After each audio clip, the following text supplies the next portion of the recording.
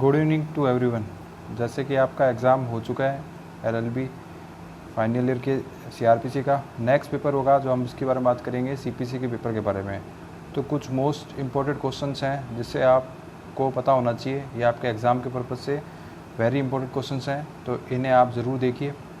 तो सबसे पहले हम बात करेंगे डिग्री के बारे में। तो आपका ये क्वेश्चन बनता है, ये छोटे में भी आ सकता है, मीडियम क्वेश्चन में भी आ सकता है। तो डिग्री से आप क्या समझते हो?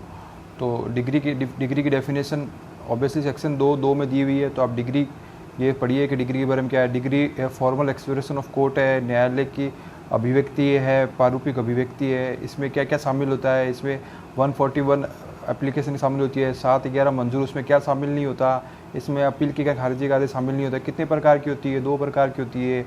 ये प्रारंभिक होती है, अंतिम होती है। प्रारंभिक कब होती है? जब उसको वाद को पूर्ण निपटाने से पहले आगे और कार्रवाई करना आवश्यक है। अंतिम कब होती है? जब वो सूट फाइनली डिस्पोज ऑफ हो चुका है, तो वो फाइनल डिग्री होती है। तो आपको ये सब पता होना चाहिए। तो ये आप सेक्शन 2 प्रारंभिक डिग्री और फाइनल डिग्री क्या होती है, दोनों आप पढ़ लीजिए, ठीक है। ये इंपॉर्टेंट क्वेश्चन है।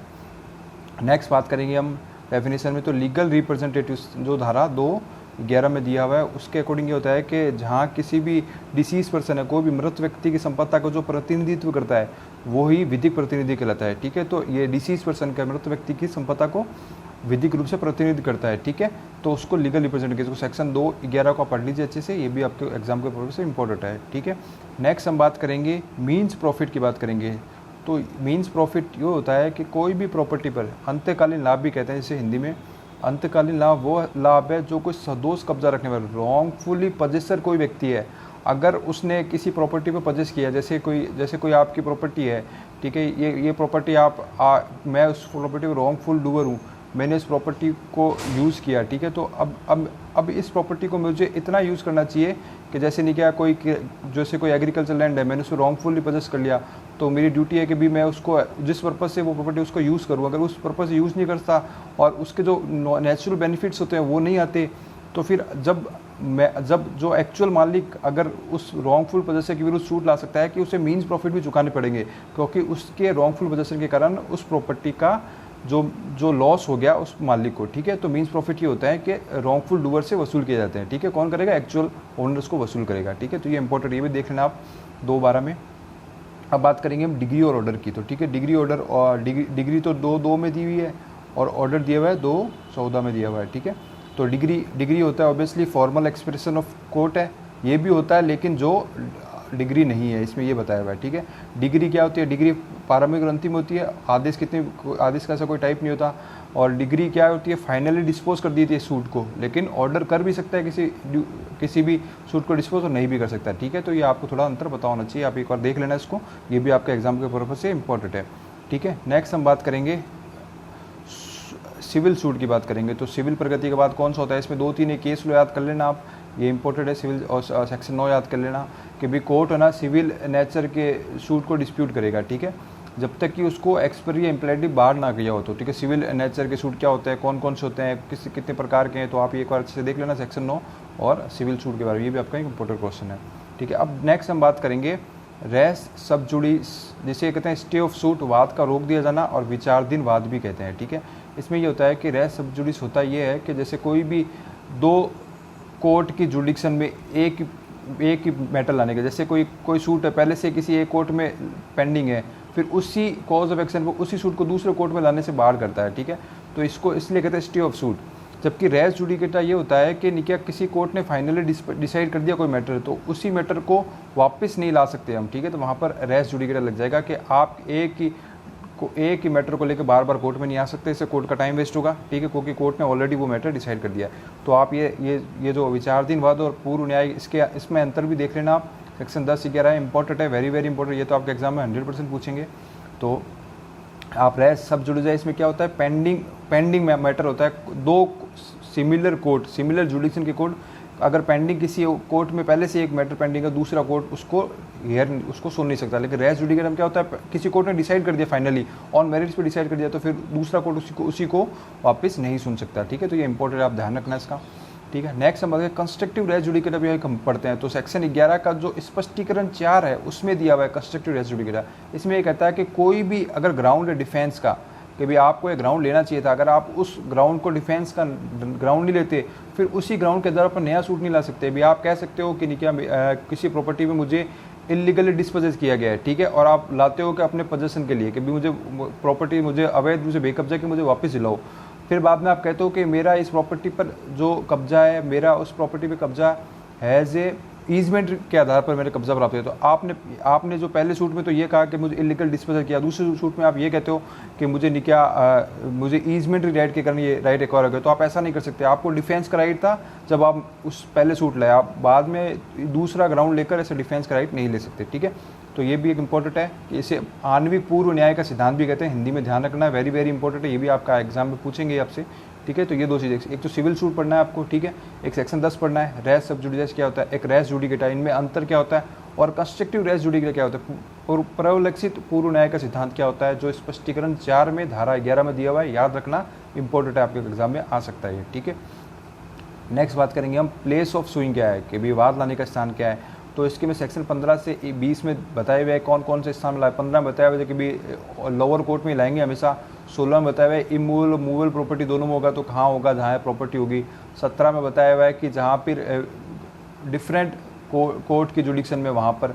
18 में बताया जहाँ अनसर्टेनिटी है वहाँ पर कहाँ लाएंगे। फिर 19 में बता दिया कि भी चल संपत्ति है, ठीक है, तो वहाँ पर कहाँ लाएंगे, यदि किसी कोई टॉर्ट से संबंधी मैटर है तो वहाँ कहाँ लाएंगे बात। और 20 में बता दिया जहाँ पर कॉज ऑफ एक्शन अराइज हुआ है और वहाँ पर ऐसे सूट लाएंगे, ठीक है। तो प्लेस ऑफ सुइंग है, ये बड़े में क्वेश्चन आ सकता है, तो आप इसको देख लेना एक बार 15 से 20 के अकॉर्डिंग, ठीक है। अब नेक्स्ट हम बात करेंगे कोर्ट न्यायालय जिसके द्वारा डिग्री निष्पादित की जाएगी। सेक्शन 38 वेरी इंपॉर्टेंट है, ठीक है। डिग्री कौन से न्यायालय द्वारा निष्पादित की जाएगी इसके बारे में बताया हुआ है, ठीक है। तो ये ध्यान रखना, इसमें बताया हुआ है कि भी जिसने डिग्री को पारित किया है और या जिसे निष्पादन करने के लिए भेजे, दो ही कोर्ट इसने बताया हुआ है कि डिग्री उसके पारित करने वाले न्यायालय या उसको उस न्यायालय द्वारा उसको निष्पादन के लिए भेजी गई है, ठीक है। जिसने पास किया है और जिसको सेंड किया गया एग्जीक्यूशन के लिए, उन्हीं के द्वारा डिग्री एग्जीक्यूट की जा सकती है, ठीक है। सेक्शन 38 है, इंपॉर्टेंट है, ध्यान रखना किस कौन से न्यायालय द्वारा डिग्री निष्पादित की जाएगी। तो दो ही न्यायालय, डिग्री पारित करने वाले न्यायालय या डिग्री निष्पादन के लिए भेजी गई उस न्यायालय द्वारा ही डिग्री का निष्पादन किया जाएगा, ठीक है। अब एक ट्रांसफर डिग्री आता है कि ट्रांसफर डिग्री कब होगा, जब इसके लिए एप्लीकेशन हमेशा डिग्री होल्डर लगाएगा, ठीक है। किसको लगाएगा, डिग्री जिसने पास की उस कोर्ट को लगाएगा। ये कहेगा कि भी निका को जो जिसके विरुद्ध डिग्री आई है ना वो अदर कोर्ट के जुडिक्शन में निवास कर रहा है, ठीक है। जो जिसकी विरुद्ध डिग्री आई है वो कहाँ है, वो अदर कोर्ट के जुडिक्शन में। तो ये एप्लीकेशन लगाएगा कि भी और निका अदर कोर्ट के जुडिक्शन में ही प्रॉपर्टी उसकी, तो ये कहेगा कि भी आप उस कोर्ट को भेजिए डिग्री ताकि वो एग्जीक्यूट करवा सके और मुझे रिलीफ मिल सके फटाफट, इसलिए डिग्री ट्रांसफर करते हैं 39 के। ये ध्यान रखना, ये भी इंपॉर्टेंट है। एक आता है प्रिस्क्रिप्ट, इसे कहते हैं आज्ञा पत्र भी कहते हैं, हिंदी में ध्यान रखना 46 है, वेरी इंपॉर्टेंट है। ये भी आपके एग्जाम में 100% पूछेंगे वो आज्ञा पत्र से आप क्या समझते हो, तो ये वेरी वेरी इंपॉर्टेंट है, ठीक है। आज्ञा पत्र के लिए एप्लीकेशन कौन करके हमेशा डिग्री होल्डर करेगा। किससे करेगा, डिग्री एग्जीक्यूट किया, डिग्री पारित करने जिसने डिग्री एग्जीक्यूट किया उसको करेगा। क्या करेगा, किसको करेगा, उसको एप्लीकेशन करे। तो जो जिसने डिग्री पारित की है ना वो जिस कोर्ट को डिग्री एग्जीक्यूट के लिए भेजेगा उसको कहेगा कि मैं एक आज्ञा पत्र निकाल रहा हूँ और इस आज्ञा पत्र में मैं जितनी सब प्रॉपर्टी बोल रहा हूँ ना वो जजमेंट डेप्टर या निर्णित ऋणी की उतनी प्रॉपर्टी आप अटैच कर लो ताकि उसका एग्जीक्यूशन फटाफट हो सके, ताकि वो निर्णित ऋणी भाग नहीं जाए अपनी डिग्री से बचने के लिए, ठीक है, डिग्री के एग्जीक्यूशन से बचने के लिए भाग नहीं जाए। तो ये यहाँ पर डिग्री होल्डर के आवेदन पर डिग्री पारित करने वाला न्यायालय उस न्यायालय को जो डिग्री निष्पादन करने के लिए कॉम्पिटेंट है, सक्षम है, भेजेगा कि उसकी आज्ञा पत्र में प्रिस्क्रिप्ट में जो जितनी प्रॉपर्टी बताई उतनी अटैच कर ले। और ये 2 महीने तक रहेगा इसका अटैचमेंट, ठीक है, 2 महीने तक इसका अटैचमेंट इन्फोर्स में रहेगा। तो 46 है, वेरी इंपॉर्टेंट है, ध्यान रखना, अच्छे से पढ़ लेना इसको, ये भी आपका एग्जाम में पूछ सकते हैं, ठीक है। नेक्स्ट हम बात करेंगे power of court to enforce execution, section 51 में दिया भी एग्जीक्यूशन निष्पादन न्यायालय की क्या क्या पावर है। तो निष्पादन न्यायालय की पावर है कि वो क्या प्रॉपर्टी की डिलीवरी कर सकता है, अटैचमेंट कर सकता है, सेल कर सकता है, डिटेंशन कर सकता है कोई भी निर्णित ऋणी का, ठीक है, और क्या कर सकता है, और रिसीवर अपॉइंट कर सकता है। तो ये कुछ पावर्स हैं 51 के अकॉर्डिंग। तो यह पावर ध्यान रखना कि वे संपत्ति का परिधान कर सकता है, संपत्ति की कुर्क कर सकता है, उसको विक्रय कर सकता है, और किसी ऐसे व्यक्ति को निरोध कर सकता है, और और रिसीवर को अपॉइंट कर सकते थे। ऐसे कुछ पावर्स हैं, तो आप इसको ध्यान रखना, ये भी इंपॉर्टेंट है आपके एग्जाम के पर्पज से। तो 51 भी इंपॉर्टेंट है, ठीक है। नेक्स्ट हम बात करेंगे डिटेंशन की। डिटेंशन निरोध कितने अवधि तक होगा। देखो अगर डिग्री की जो वैल्यू है वो 5000 से अबव है, ठीक है, तो सिर्फ 3 महीने ये एग्जीक्यूशन में है पीरियड, ध्यान रखना। जब डिग्री का एग्जीक्यूशन करवा रहे हो वो 5000 से अधिक है तो 3 महीने तक उसको डिटेंशन कर सकता है, सिविल कोर्ट में करेगा, ठीक है। अगर यदि 2000 से 5000 के बीच डिग्री की वैल्यू है तो सिर्फ 6 वीक में, और अगर डिग्री की रकम 2000 से कम है तो एग्जीक्यूशन में कोई भी डिटेंशन नहीं होगा, कोई भी निरोध नहीं होगा, कोई भी गिरफ्तारी नहीं होगी, ठीक है। तो 5000, 2000 से 5000 और 2000 से कम पैसे के, तो 5000 से ऊपर तो 3 महीने, 2000 से 5000 है तो 6 वीक, और 2000 से कम है तो डिग्री के निस्बत में निरोध नहीं किया जाएगा। ये वेरी इंपॉर्टेंट, ध्यान रखना, पढ़ लेना इसको अच्छे से, ठीक है। नेक्स्ट हम बात करेंगे इसकी सेक्शन 60 की। तो देखो ये बड़े में आएगा, आपके 100% पूछेंगे, तो आप उसको पढ़ लो। क्योंकि सी पार्ट में एक ही क्वेश्चन अटेंड करना है तो सेक्शन 60 अच्छे से याद कर लो इसको, ठीक है, क्योंकि बड़े में 100% पूछेगा वो, ठीक है। तो बड़े में ही आपके लिए वेरी इंपॉर्टेंट हो जाता है। अब इसमें ये होगा कि निकाय एग्जीक्यूशन के कौन सी डिग्री, कौन सी संपत्ति डिग्री के निस्बत में कुल को विक्रय की जा सकती है और कौन सी संपत्ति डिग्री के निस्बत में कुल को विक्रय नहीं की जा सकती है। तो सेक्शन 60 में लिस्ट दी हुई है। अब देखो उसको लिस्ट को तो आपको याद करना पड़ेगा, ठीक है। तो जो लिस्ट दी हुई है 15, 20, एक जो 4, 5, 1, 10 एक तो है कर सकते हैं और 10 एक नहीं कर सकते, तो आपको ये याद कर लेना, ठीक है। और इसके साथ एक क्वेश्चन ये बनता है कि यदि मेंटेनेंस की डिग्री है, ठीक है, तो मेंटेनेंस की डिग्री के एग्जीक्यूशन में कितनी सैलरी को कर कितनी सैलरी एग्जीक्यूशन से मुक्त होगी, तो 1/3, ध्यान रखना, ये आपके एग्जाम में छोटे में क्वेश्चन पूछ सकते हैं। यदि भरण पोषण की डिग्री की निष्पादन हो रहा है तो वहाँ पर 1/3 रकम क्या होगी, 1/3 रकम अटैचमेंट से फ्री होगी, बाकी 2/3 उसको अटैच कर सकते हैं, लेकिन 1/3 अटैच नहीं करेंगे, ठीक है। तो ये ध्यान रखना, इंपॉर्टेंट है, वेरी इंपॉर्टेंट है क्वेश्चन, तो आपके एग्जाम में पूछ सकते हैं, ठीक है। तो ये एक चीज़ होगी, ठीक है। नेक्स्ट बात करेंगे हम नोटिस का। तो देखो एक सेक्शन ये भी आता है कि भाई नोटिस किस में है, नोटिस सेक्शन 80 में दिया हुआ है, और 2 महीने का नोटिस है। अगर हमें किसी भी पब्लिक ऑफिसर के विरुद्ध सूट लाना है तो हमें 2 महीने का पहले नोटिस देना पड़ेगा। ये भी इंपॉर्टेंट क्वेश्चन है, आप थोड़ा सा छोटे में आ सकता है, नोटिस का सीधा सा पूछ सकते हैं। तो सेक्शन 80 के अकॉर्डिंग नोटिस दिया हुआ है, ठीक है, ये ध्यान रखना। एक आता है अंतराभिवाची वाद, इंटरप्लेटर सूट भी कहते हैं, इसके लिए सेक्शन 88 और ऑर्डर 35, ठीक है। तो पहले तो आपको ये याद रखना है सेक्शन कौन सा है और ऑर्डर कौन सा है। देखो इंटरप्रेटर सूट होता क्या है, अंतराभिवाची वाद ये होता है कि निकाय ये एक्चुअल सूट तो प्रतिवादियों के मध्य होता है। वादी क्या होता है, वादी मीडिएटर होता है। वादी को पता नहीं होता, जैसे आपको मैंने कोई, आप जैसे आपके पास कोई ऐसी कोई प्रॉपर्टी आ गई, ठीक है, आप उसके मालिक नहीं हो, आप उस प्रॉपर्टी की देख रेख कर रहे हो, तो आप क्या करोगे, अब आपके बीच 2 जने आगे कि वो कहता है मालिक मैं हूँ, दूसरा कहता है मालिक मैं हूँ, तो वहाँ पर क्या हो गया, इनमें डिस्प्यूट हो गया। अब जिसके पास एक्चुअल में प्रॉपर्टी, उसको पता नहीं चल रहा असली मालिक कौन है, वो कहता है मैं मालिक तो नहीं हूँ, लेकिन मैं असली मालिक को ये प्रॉपर्टी दे दूंगा, तो वो इंटरप्रेटर सूट लाएगा कि एक्चुअली असली मालिक कौन है इसका पता लग सके, ठीक है। तो इसके लिए इंटरप्रेटर सूट लाते हैं हम, ठीक है। तो आप इसको पढ़ लेना, सेक्शन 88 और ऑर्डर 35 को, इसके बेसिक कॉन्सेप्ट को समझना और इसको अच्छे से लिखना, ठीक है। अब हम नेक्स्ट बात करेंगे। अब जैसे अपील के क्वेश्चन आते हैं, एक आपकी सेकंड अपील इस बार आ सकती है, ठीक है। सेकंड अपील हम किसको होगी, हमेशा हाईकोर्ट को होगी। किस ग्राउंड पर होगी, विधि के सहारवान पर्सन पर, सब्सटेंशियल क्वेश्चन ऑफ लॉ, विधि के सहारवान पर्सन पर होती है और हमेशा हाई कोर्ट को होगी सेकंड अपील, ध्यान रखना, आपका इंपॉर्टेंट है, आपके एग्जाम में पूछ सकते हैं, ठीक है। और सेकंड अपील कब होगी, जब डिग्री की वैल्यू 25,000 से ज़्यादा हो, 25,000 अमाउंट भी ध्यान रखना, 25,000 से ऊपर होगी तो ही सेकंड अपील होगी। अगर 25,000 से कम की रकम की कोई डिग्री है तो उसकी सेकंड अपील नहीं होगी, ठीक है। विधि के सहारवान पर्सन पर होगी, ध्यान रखना, इंपॉर्टेंट है, ठीक है। एक हम पूछते हैं कि भाई कौन से, देखो सामान्यतः क्या होता है कि किसी भी ऑर्डर की अपील नहीं होती, लेकिन सेक्शन 104 और ऑर्डर 43 में दिया हुआ है उन ऑर्डर की अपील होगी, बाकी ऑर्डर की कभी अपील नहीं होती, ठीक है। तो डिग्री की अपील होती है लेकिन ऑर्डर की अपील नहीं होती। ऑर्डर की अपील कब होगी, जब सेक्शन 104 में जो दिया हुआ है, जैसे 91 के जैसे न्यूसेंस के मैटर होते हैं उनकी होगी, ठीक है, इनकी हो गई। और भी होते हैं जैसे 9/13 की एप्लीकेशन, ऑर्डर 43 में 9/13 की एप्लीकेशन की हो गई। तो ये कुछ ऐसे कुछ रूल्स दिए हैं, तो उसको आप याद कर लेना, बड़े में आपके क्वेश्चन आ सकता है, तो अल्टरनेटिव में रहेगा आपके लिए, ठीक है। तो 1-2-1 ऑर्डर याद कर लेना, सेक्शन 104 में 1-2 और ऑर्डर 43 में 1-2-1 रूल याद कर लेना, ठीक है। इतने में आपका काम हो जाएगा इसमें, ठीक है। तो ये इंपॉर्टेंट है, ध्यान रखना। नेक्स्ट हम बात करेंगे पावर ऑफ अपील, न्यायालय की शक्तियाँ, जो सेक्शन 107 में दिया हुआ है। तो अपील कोर्ट क्या कर सकता है, किसी भी मैटर का अंतिम रूप से फाइनली डिस्पोज ऑफ कर सकता है किसी मैटर को, ठीक है।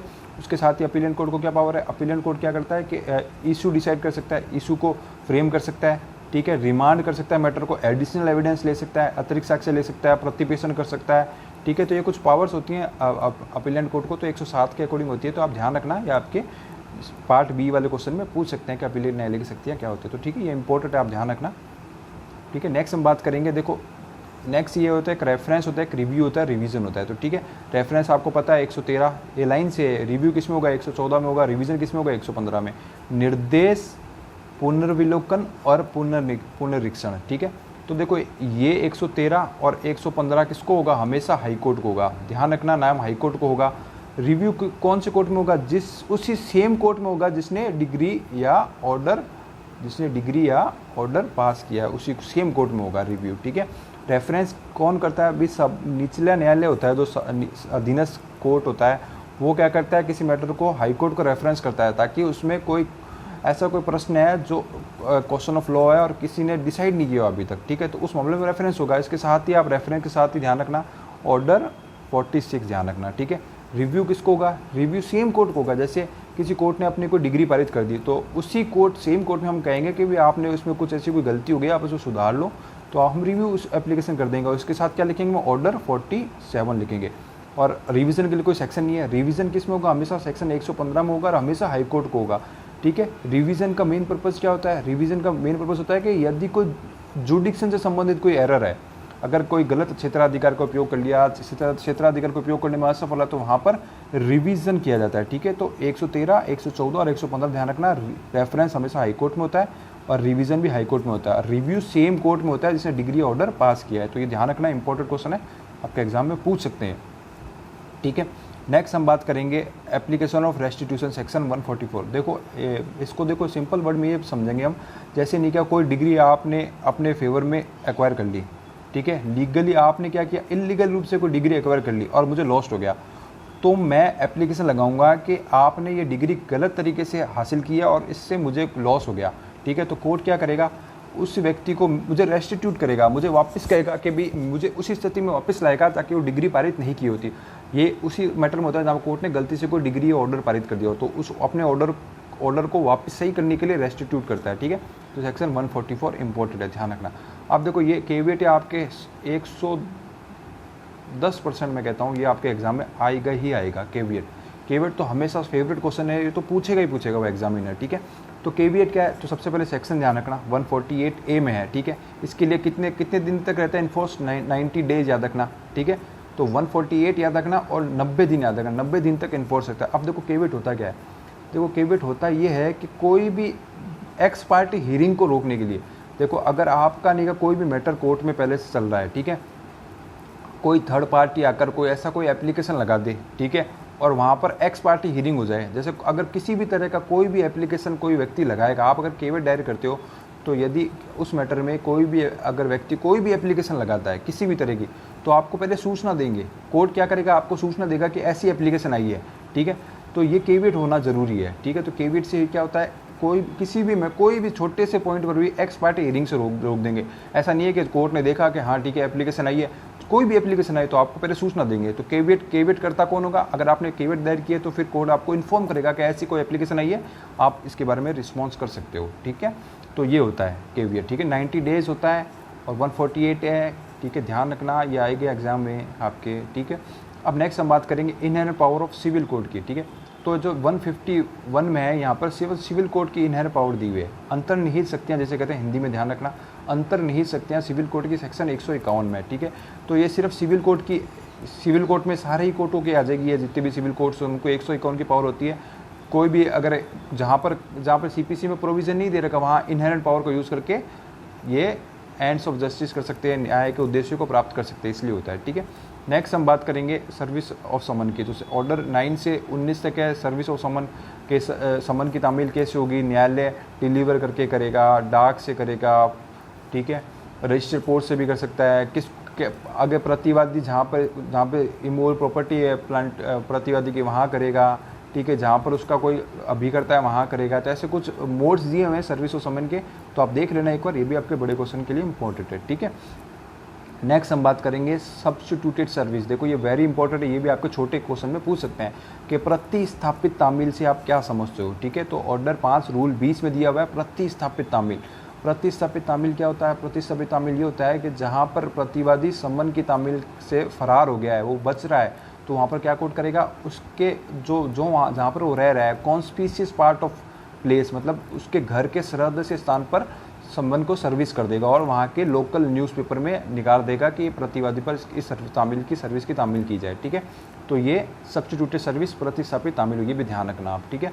अब एक नेक्स्ट बनता है कि अभिवचन में संशोधन, अमेंडमेंट ऑफ प्लीडिंग। तो ऑर्डर 7 रूल 17 में दिया हुआ है कि अभिवचन में संशोधन। इसमें ये होता है कि भी कोर्ट किसी भी प्रोसीडिंग में ऐसा लगता है कि भी जो हमारे पास प्लीडिंग है उसमें अमेंडमेंट करने की ज़रूरत है, वहाँ पर अमेंडमेंट कर देगा। और यदि कोई ऐसा कोई क्वेश्चन है जो उसका डिस्प्यूट के लिए आवश्यक है, वहाँ पर कोर्ट को करना पड़ेगा। तो यहाँ पर मे और शैल 2 शब्द यूज़ किए हुए हैं। तो आप ध्यान रखना कि जहाँ कोर्ट को लगता है कि भी करना चाहिए तो वहाँ पर कोर्ट का डिस्क्रेशन, लेकिन जहाँ पर कोई मैटर ऐसा है कि वहाँ पर कोर्ट को लगता है कि अगर प्लीडिंग नहीं की गई तो फिर क्या होगा, सही से मैटर को डिस्पोज नहीं कर पाएंगे, तो वहाँ पर कोर्ट प्लीडिंग करेगा ही करेगा, ठीक है। नेक्स्ट हम बात करेंगे रिजेक्शन ऑफ प्लांट, वाद पत्र का नामंजूर किया जाना। देखो वाद पत्र जैसे हमने पीछे भी पढ़कर आए कि वाद पत्र का नामंजूर किया जाना 2 के अकॉर्डिंग डिग्री है, ठीक है। तो इसको डिग्री भी मानते हैं, वाद पत्र का नामंजूर किया जाना। तो इसके क्या ग्राउंड है, तो रूल 11 में दिए हुए हैं, इसके कुछ ग्राउंड दिए, 6 ग्राउंड दिए हुए हैं। तो 6 के 6 ग्राउंड आपको याद होने चाहिए, ठीक है। पहला ग्राउंड क्या है, पहला ग्राउंड ये कहता है कॉज ऑफ एक्शन नहीं दिया आपने, अगर सूट में अगर आपका कॉज ऑफ एक्शन नहीं डिफाइंड है तो आपका वाद खारिज कर दिया जाएगा। दूसरा कहता है अगर वो अंडर वैल्यूड है, यदि मूल्यांकन सही नहीं किया गया है तो खारिज कर देंगे। तीसरा ये कहता है कि अंडर वैल्यूड तो नहीं है लेकिन स्टाम्प है ना इनसुफिशिएंट है, स्टाम्प है, तो वो खारिज कर देगा।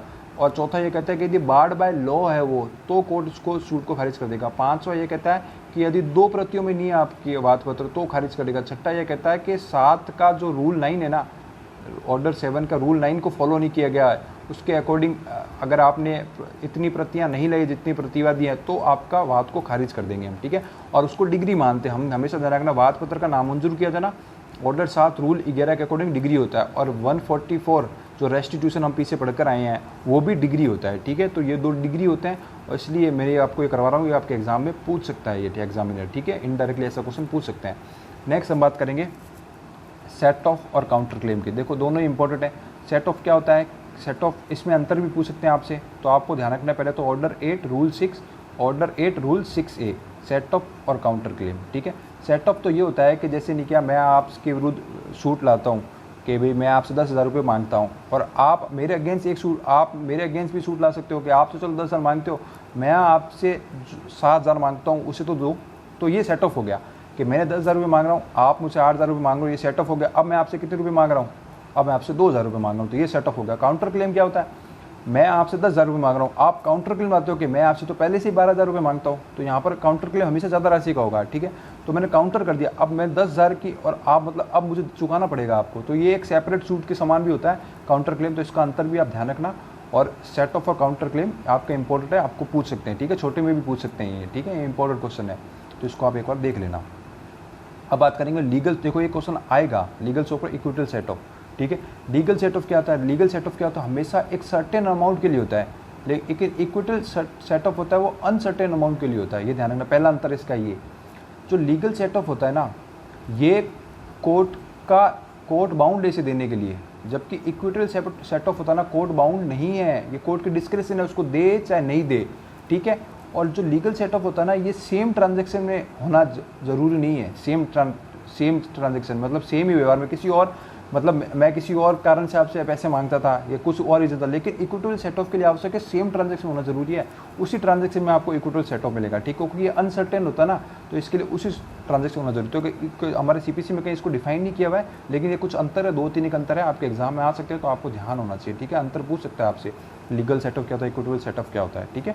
नेक्स्ट हम बात करेंगे गार्निसी ऑर्डर क्या होता है। गार्निसी कौन होता है, देखो जैसे गार्निसी होता है कैसे, जजमेंट डेप्टर का डेप्टर, निर्णीत ऋणी का ऋणी ही गार्निसी होता है। जैसे अगर मैं आपके विरुद्ध कोई सूट ला रहा हूँ एग्जीक्यूशन का, ठीक है, मैंने आपके विरुद्ध सूट लाया कि भाई आपने नहीं किया, मेरे से इतने पैसे उधार लिए हैं, ठीक है, और मैं आपसे 10,000 रुपये मांगना चाहता हूँ और आप उस समय कैपेबल नहीं हो 10,000 रुपये चुकाने के लिए, तो अब क्या करेगा, अब आपने किसी और को पहले से 10,000 रुपये 12,000 रुपये दे रखे, तो अब मैं क्या करूँगा कि गार्निसी को कोर्ट क्या करेगा कि भाई आपका जो जिसको आपने पहले से 10,000 रुपये दे रखे, अब मैं उससे वसूल कर सकूँगा, कि वो उसको कहेंगे गार्निसी। तो ऑर्डर 21 रूल 46A गार्निसी है, वेरी इंपॉर्टेंट है, ध्यान रखना। नेक्स्ट हम बात करेंगे नेक्स्ट फ्रेंड कौन होता है। तो नेक्स्ट फ्रेंड होता है कि जो भी माइनर है, माइनर के ओर से जो सूट लाता है उसको नेक्स्ट फ्रेंड कहते हैं, ठीक है। तो इसका रूल ध्यान रखना, नेक्स्ट फ्रेंड वो होता है जो अवयस्क वादी की तरफ से सूट लाता है, वो होता है वाद मित्र कहते हैं जिसे। नेक्स्ट फ्रेंड, और वादात संरक्षक जिसे गार्जियन फॉर द सूट किसे कहते हैं, जो अवयस्क प्रतिवादी की ओर से कार्रवाई करता है उसे वादात संरक्षक कहते हैं। तो ये कुछ नाम है, इनके ध्यान रखना, आपसे सीधा पूछ सकते हैं वाद मित्र क्या होता है, वादात संरक्षक क्या होता है। तो रूल याद रहे तो अच्छी बात है, नहीं याद रहे तो नाम तो कम से कम पता होना चाहिए। नेक्स्ट फ्रेंड कौन होगा, अवयस्क वादी की ओर से वाद लाएगा वादात संरक्षक, या फिर गार्जियन फॉर द सूट बनेगा अवयस्क प्रतिवादी की ओर से प्रतिवाद करेगा, ठीक है। माइनर डिफेंडेंट की ओर से डिफेंड करेगा, वो वादात संरक्षक होगा। एक इंडिजेंट पर्सन एक आता है आपका क्वेश्चन, ये भी इंपॉर्टेंट है। इंडिजेंट पर्सन कौन होता है, तो देखो इंडिजेंट पर्सन वो होता है जो क्या जो भी सूट है उसके अंदर जो फीस जो प्रिस्क्राइब है वो देने में असमर्थ है, वो इंडिजेंट पर्सन। उसके बाद इतने सफिशिएंट मीन्स नहीं है कि वो फीस चुका सके, और जहाँ पर ऐसी कोई फीस विहित नहीं है, वो समझ लो ऐसे समझ लो उसके 1000 रुपये से ज़्यादा की उसके पास प्रॉपर्टी नहीं है, उसको कहेंगे हम निर्धन व्यक्ति या इंडिजेंट पर्सन भी कहेंगे, ठीक है। लेकिन इसके अंदर क्या होता है कि इसके अंदर 2 तरह की प्रॉपर्टी इंक्लूड नहीं है इंडिजेंट पर्सन के अंदर। पहली कौन सी, पहली तो जो डिस्प्यूटेड प्रॉपर्टी है, डिस्प्यूटेड प्रॉपर्टी उसको हम शामिल नहीं मानेंगे। दूसरी जो अटैचमेंट से फ्री है, ठीक है, उस प्रॉपर्टी को उसको इंक्लूड नहीं मानेंगे। इन प्रॉपर्टी को छोड़कर उसके पास 1000 रुपये से ज़्यादा की कोई प्रॉपर्टी नहीं है, उसको हम इंडिजेंट पर्सन मानेंगे, ठीक है। तो ये इंपॉर्टेंट है, इंडिजेंट पर्सन आपके एग्जाम में पूछ सकता है, ध्यान रखना, इंपॉर्टेंट क्वेश्चन है।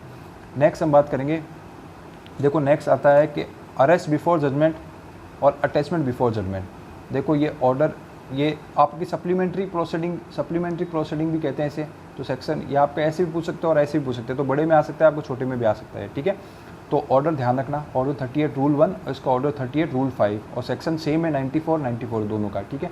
अरेस्ट बिफोर जजमेंट कब होगा, निर्णय से पूर्व गिरफ्तारी कब करेंगे, जब कोर्ट को लगता है कि मेरे जजमेंट सुनाने से पहले ही जो जिसके विरुद्ध प्रतिवादी वो भाग जाएगा, ठीक है, तो हम क्या करेंगे, जजमेंट से पहले उसको एक बार अरेस्ट कर लेंगे, आप रुको पहले हमें जजमेंट सुनाने दो। अटैच में ऐसा लगता है कि भी अगर जजमेंट से पहले ही वो प्रॉपर्टी किसी और को ट्रांसफर कर देगा, प्रॉपर्टी लेकर भाग जाएगा, प्रॉपर्टी बेचकर भाग जाएगा, तो उसकी प्रॉपर्टी को पहले ही अटैच कर लेंगे ताकि जजमेंट आए उससे, तो कि जिसको रिलीफ मिलनी है उसको रिलीफ मिल सके, ठीक है। तो इसको भी कहते हैं हम, इसको भी अटैचमेंट बिफोर जजमेंट कहते हैं, ठीक है। तो ये भी कोर्ट कर सकता है, तो ये इंपॉर्टेंट है, ध्यान रखना, ये भी इंपॉर्टेंट क्वेश्चन है। अब ये कहते हैं ग्राउंड्स ऑफ टेम्परेरी इंजेक्शन के ग्राउंड्स क्या होते हैं, TI जिसे भी कहते हैं, इसके ग्राउंड्स क्या होते हैं। तो देखो इसके ग्राउंड्स तो मेनली 3 ही है, आपको ये ध्यान रखना, किसी भी ये प्रथम दृष्टया, सुविधाओं का संतुलन और अपूर्णीय सत्य, ये 3 तरह के ग्राउंड होते हैं। प्राइमा फेसिया, इररिपेकेबल लॉस और balance of convenience, in 3 ground के आधार पर ही कोर्ट टेम्परेरी इंजेक्शन ग्रांट करता है। टेम्परेरी इंजेक्शन क्या होता है, टेम्परेरी इंजेक्शन ये होता है कि कोर्ट कहता है कि आप इस मैटर में स्टेटस क्यू बनाए रखो, जब तक मैं डिसाइड नहीं कर देते मैटर तब तक आप कोई भी प्रॉपर्टी को छेड़छाड़ नहीं करेगा, कोई भी ट्रांसफ़र नहीं करेगा, किसी भी तरह का लेन देन इस प्रॉपर्टी से संबंधित नहीं करेगा, इसलिए अस्थायी व्यादेश जारी किया जाता है, ठीक है। तो ये इंपॉर्टेंट ध्यान रखना। एक आता है रिसीवर का, आपके बड़े में आ सकता है क्वेश्चन के, रिसीवर से आप क्या समझते हो। तो रिसीवर कौन होता है, जो प्रॉपर्टी को मैनेज करता है, किसी भी प्रॉपर्टी को मैनेज करता है उसको रिसीवर कहते हैं, ठीक है।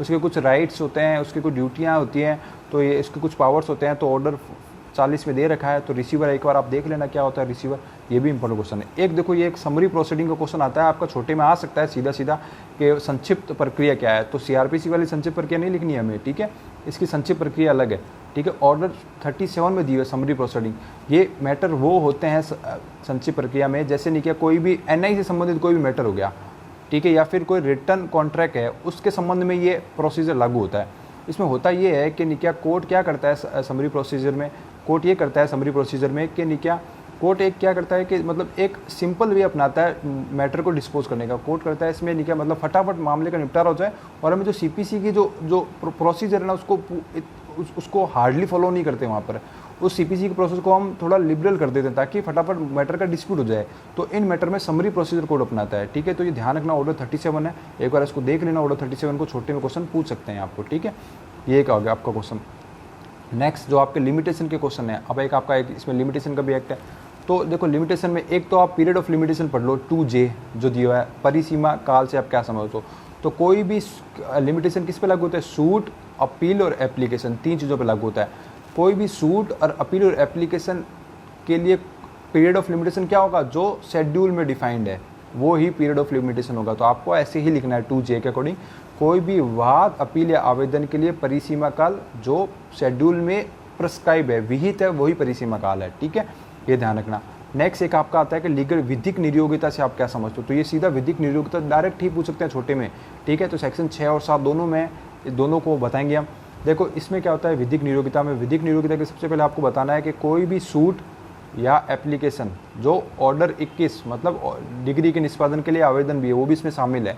कोई भी सूट और एप्लीकेशन में कोई भी, अगर कोई व्यक्ति सूट और एप्लीकेशन ला रहा है, कोर्ट को लगता है कि वो क्या है, या तो माइनर है या फिर इंसान है, अप्राप्त है, पागल है या जड़ है, तो कोर्ट क्या करेगा, जब तक उसकी डिसेबिलिटी रहेगी ना तब तक जो पीरियड ऑफ लिमिटेशन, देखो क्या होता है कि निका को एक लिमिटेशन क्या होता है कि एक पीरियड होता है जिसमें क्या होता है कि कोई भी सूट को आप इस लिमिटेशन के बाद आप वापस कोर्ट में आ नहीं सकते, क्योंकि कोर्ट हमेशा ये कहता है कि कोर्ट हमेशा जागरूक व्यक्ति की सहायता करता है। जो सोए हुए हैं, जो अपने राइट के प्रति नहीं जागरूक है, कोर्ट उनकी कभी हेल्प नहीं करेगा। तो ये लिमिटेशन का एक्टिव पर्पज इसलिए बना हुआ है ताकि जो जागरूक है उनके राइट को कर सके। लेकिन यदि कोई व्यक्ति डिसेबल हो गया तो अब वो अपने राइट को नहीं ले सकता, तो इसलिए क्या होता है कि कोर्ट इसमें इन चीज़ों में रिलैक्सेशन देता है कि वो अगर डिसेबिलिटी है, अगर नियोगिता है, तो कोर्ट उसको जो लिमिटेशन है ना उसको तो टाइम को एक्सटेंड कर सकता है, क्योंकि शेड्यूल में बताया हुआ है सब चीज़ के बारे में कि कॉन्ट्रैक्ट के संबंधी मैटर सबके 3 साल होंगे, तो सब कुछ के लिमिटेशन दी हुई है। तो कोर्ट लीगली डिसेबिलिटी विधिक नियोगिता के अकॉर्डिंग कोर्ट उस टाइम को एक्सटेंड करता है, ये ध्यान रखना, ठीक है। सेक्शन 6-7 है, अब बता देना अगर 2 डिसेबिलिटी आ गई तो दोनों डिसेबिलिटी समाप्त होगी तब कोर्ट लिमिटेशन चालू होगा। और यदि अगर लीगल रिप्रेजेंटेटिव डिसेबल हो गया तो वो जब डिसेबिलिटी जब तक रहेगी ना तब तक लिमिटेशन का पीरियड चालू नहीं होगा, तब तक वो स्टॉप रहेगा। जैसे ही डिसेबिलिटी समाप्त हो गई लिमिटेशन चालू हो जाएगा, ठीक है, ये ध्यान रखना। एक आता है कंटिन्यूइंग रनिंग टाइम, इसमें ये कह दिया कि भाई एक बार जैसे मैंने कोई सूट ले रहा हूँ, आज मैंने आपको 1000 रुपये उधार 10,000 रुपये उधार दिए, ठीक है, तो मैंने आपके कॉन्ट्रैक्ट किया, ठीक है, तो अब उसको मैं कब तक वसूल कर सकता हूँ, मैं 3 साल कॉन्ट्रैक्ट जैसे मैटर है उनमें मैं 3 साल तक वसूल कर सकता हूँ, ठीक है। अब मैं क्या करता हूँ कि जैसे अब ये क्या जैसे मैंने आपको उधार दिया ना, मेरा टाइम चालू हो गया, अब 3 साल के अंदर मुझे आपसे वसूल करना होगा, ठीक है। अगर मैं वसूल नहीं कर पाऊंगा तो क्या हो जाएगा, अब टाइम बाढ़ हो जाएगा, उसको मैं बाद में वसूल नहीं कर सकता। तो कंटिन्यू रनिंग टाइम ये कहता है कि एक बार जब जो लिमिटेशन चालू हो गया वो कंटिन्यू हो गया, अब उसको कोई सब्सिक्वेंट कोई भी डिसेबिलिटी है उसको रोक नहीं सकती, ठीक है। तो ये कंटिन्यूटी है, लेकिन ठीक है ऐसे रोकेगी नहीं। लेकिन क्या होता है इसमें एक ये होता है कि जैसे आपको ही मैंने अपना ऋणी बना दिया, ठीक है, मैंने आपको उधार दिया, फिर मैंने आपको अपॉइंट कर दिया कि भाई मैंने और लोगों को भी उधार दिए हुए हैं, आप उनसे भी वसूल करके आ जाओ, ठीक है। तो आप मेरे पहले से ऋणी हो 10,000 के, मैंने आपको ही अपना मैनेजर नियुक्त कर दिया कि आप और लोगों से वसूल करो, तो क्या होगा, और लोगों से तो लिमिटेशन चालू हो गया, लेकिन आपको मैंने अपॉइंट किया है क्योंकि आप ही मेरे मैनेजर हो, तो आपसे जो मैं 10,000 वसूलना चाहता हूँ ना उसका टाइम चालू नहीं होगा। उसका टाइम कब चालू होगा, जैसे ही आपका काम पूरा हो जाएगा, आपको मैनेजमेंट तब तक नियुक्त रखूंगा मैं, तब तक वो लिमिटेशन चालू नहीं होगा, ठीक है। तो ये कंटिन्यू ये कहता है कि भी कोई भी लिमिटेशन को कोई भी पश्चात नियोगिता रोक नहीं सकती। तो सेक्शन 9 है, ये ध्यान रखना इंपॉर्टेंट है, ठीक है।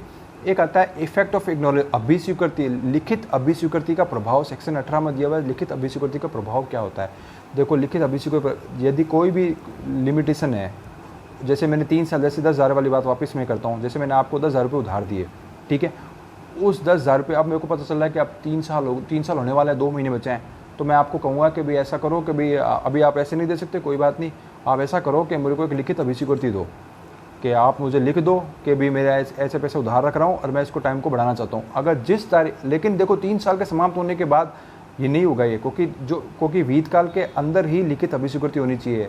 रिटर्न जो एक्नॉलेजमेंट है जो प्रिस्क्राइब पीरियड के अंदर ही होना चाहिए। अगर आपने ऐसा कोई रिटर्न एक्नॉलेजमेंट दे दिया तो नया लिमिटेशन चालू हो जाएगा, ठीक है।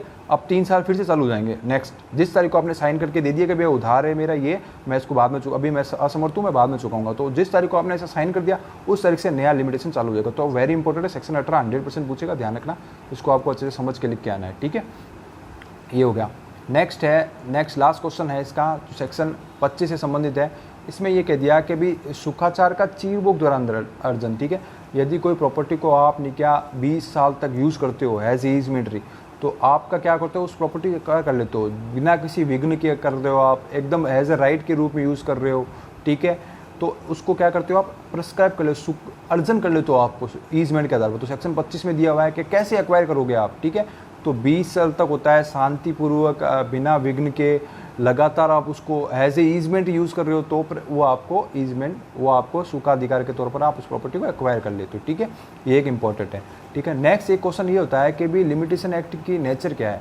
तो देखो लिमिटेशन एक्ट का नेचर क्या है, ये आपका क्वेश्चन बनता है। तो लिमिटेशन एक्ट जो है ना आपका, वो आपके क्या है, जो उपचार होते हैं ना उनको समाप्त करता है, ना कि आपके राइट्स को समाप्त करता है, ठीक है।